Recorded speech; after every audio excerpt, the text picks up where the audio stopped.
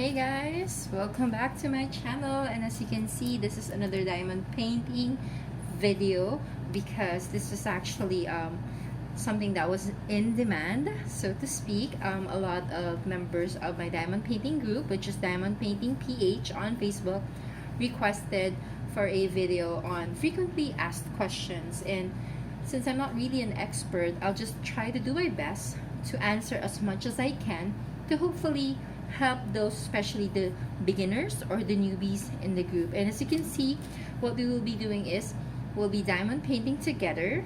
So if you have your diamond painting, please bring it out and let's do this together after this break.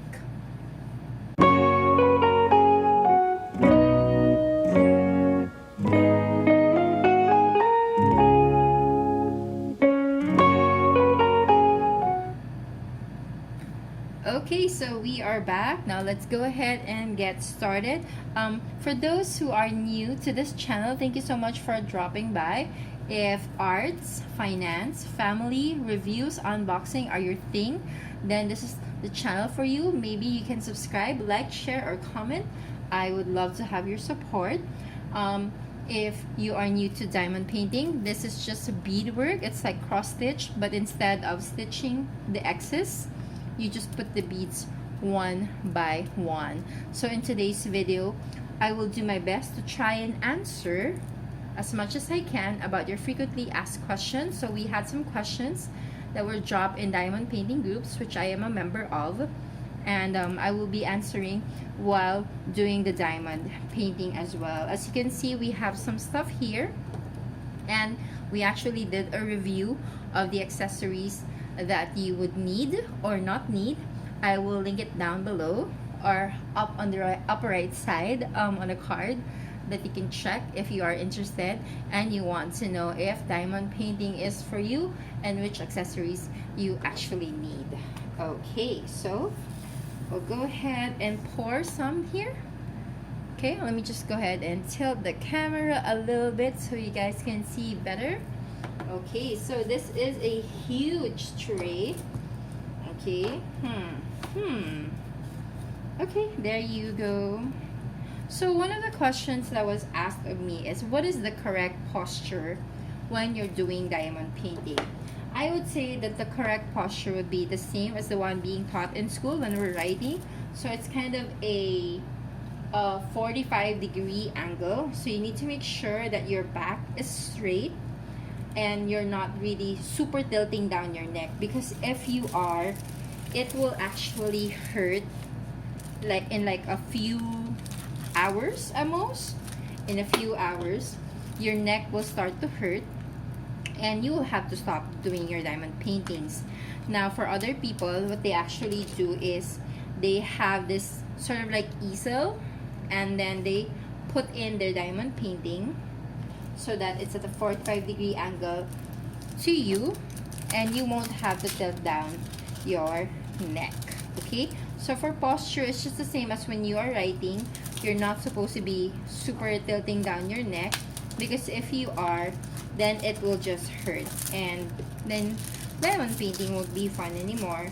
Now for others, actually I know some people who do diamond painting and they do it lying down on the floor because that's where they're most comfortable. So I guess the right answer for this is that ideally you should be at a 45-degree angle sitting down with your feet touching the ground.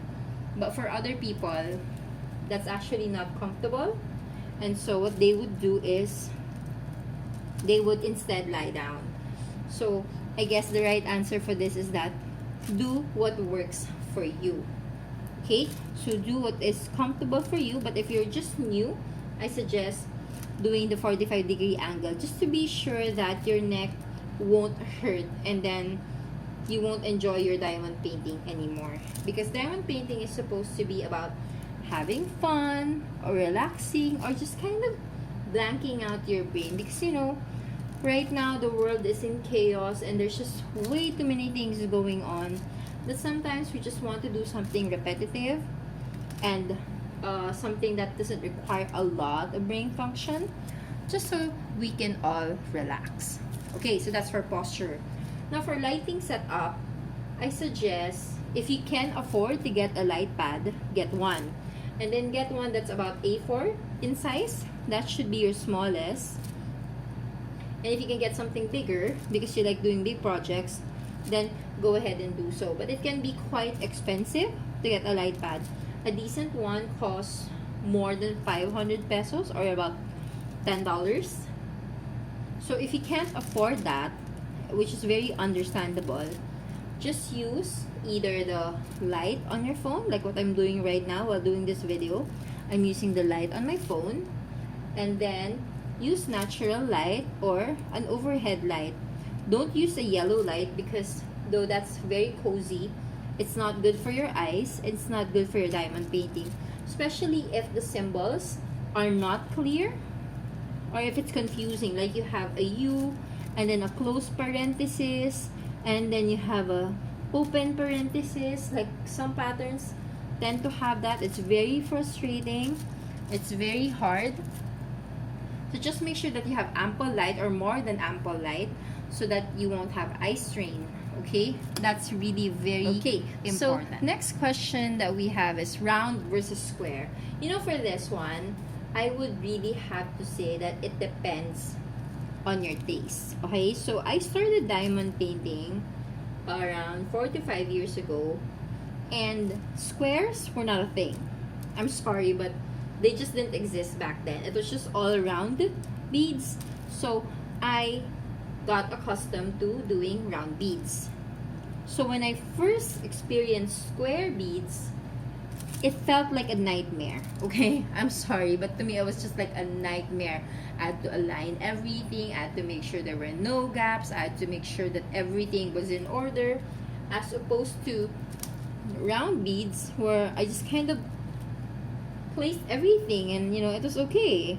I didn't have OCD, so I wasn't really obsessing that, you know, the rounds were not aligned, because at the end of the day, everything just kind of falls in place and it all looks okay and good.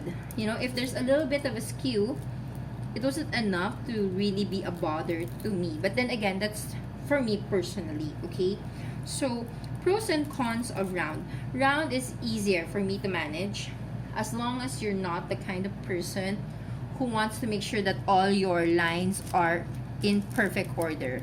But if you're the kind of person who has to have everything in symmetry, everything in line, everything in place, then I suggest going for the square beads. Okay, so that's the pros and cons of the two. Now, next one. Okay, things I wish I knew before I started diamond painting. Okay, first is size matters. So for this one, as you can see, this is only a 30 by 40, but thankfully all the details are clear. Now there are some designs, especially the abstract ones, the ones with a lot of details, where if it's a 30 by 40, you won't really be able to see the design, and then it can be very, very frustrating. Okay, so you need to be sure that when you're getting your designs, that the small details can be seen. So a 30 by 40, or this size, like the one that you see, is only good for big photos. Like this one, the highlight is the old woman and the old man, and that is more than enough for a 30 by 40. Now if you're doing, say for example, Disney or Mickey Mouse, sometimes if there's too much details, like there's a lot of characters, you would need something bigger. Okay, so that's the one thing that I wish I knew before I started diamond painting. That's also the one thing that I often see other people get really, really frustrated about. Okay, moving on. So, playlists while doing diamond painting. I've come to realize that when you're doing diamond painting, since it's already relaxing, it's okay to actually listen to upbeat music.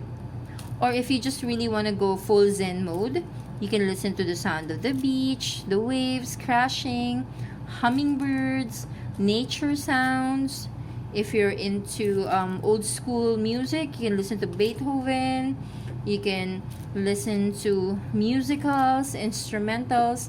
It's really all up to you. Okay? But I would suggest listening to lo-fi beats. I don't know, for some reason, when you listen to lo-fi beats, everything just becomes more relaxing. And then the flow of your diamond painting, for some reason, anyway, it happens to me. I don't know if it's happened to anyone. If it has happened to you, please let me know on the comments down below. I would love to hear it. But when I listen to lo-fi beats and I'm doing my diamond painting, I tend to go faster. I feel like it helps me focus more. It helps me concentrate more. And everything just becomes, you know, more zen-like, more tranquil, more calming, more peaceful.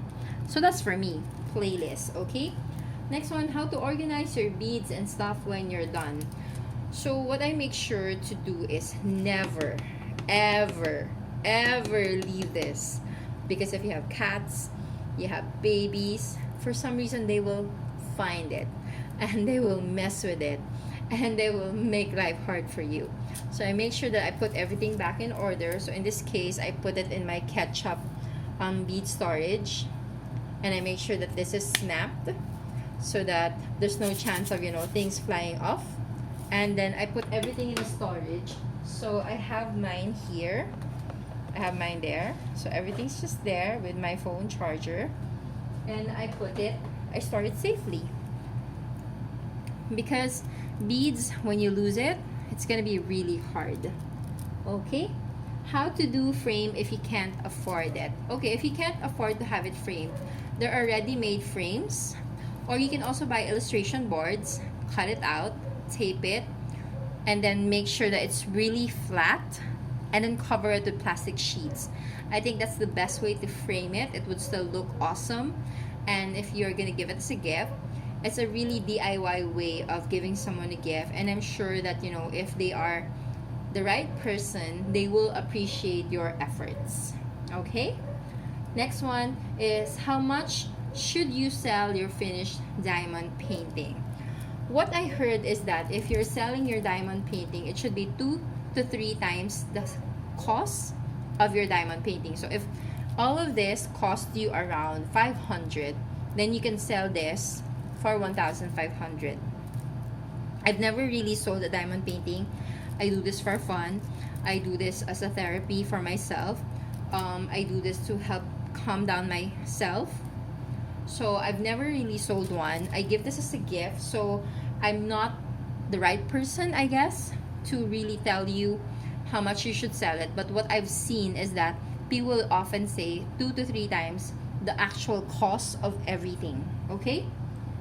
And then for our last question for this one, because there's a lot, so we're just gonna have to do a part 2, or else it's gonna be really, really long, guys. They said, do I prefer bigger diamond paintings or smaller diamond painting? So again, this one, for me, I actually prefer the bigger ones. But as you can see, I'm doing the small ones. And this is because I currently gave birth I just gave birth last February. I have a baby. So doing a big diamond painting would be very, very hard for me.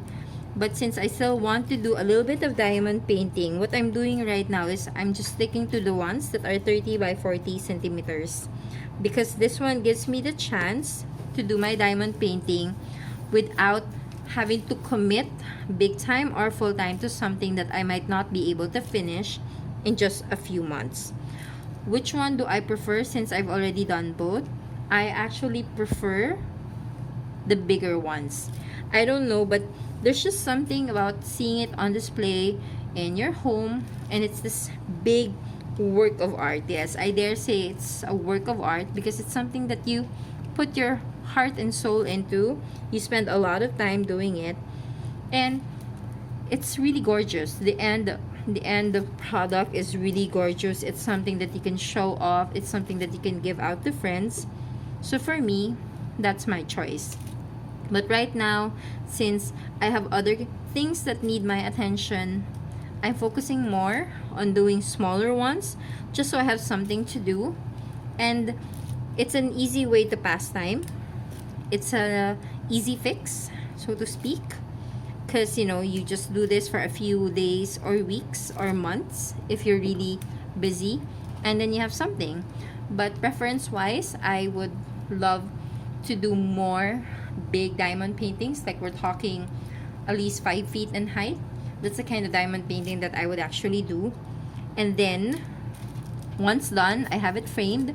I go to this place in Recto or Quiapo. They do fantastic framing at like 20% of the actual cost with other framers. And I love that I'm able to help small businesses and at the same time help myself budget. Okay, so I hope that was helpful to you guys. I hope you learned something new, and I hope that I was able to answer your questions, and I was able to shed some light on a few things regarding diamond painting. So if you like this video, I hope you can give it a thumbs up, subscribe, and share. I would love for you to be part of my community. I will link down our small group below on the description box. So if you want to join, just click on the link below, which you can find. And I'll see you guys on the next video. And make sure to find your happy, because in this day and age, you deserve it. We all deserve it. Thanks again for watching. Bye!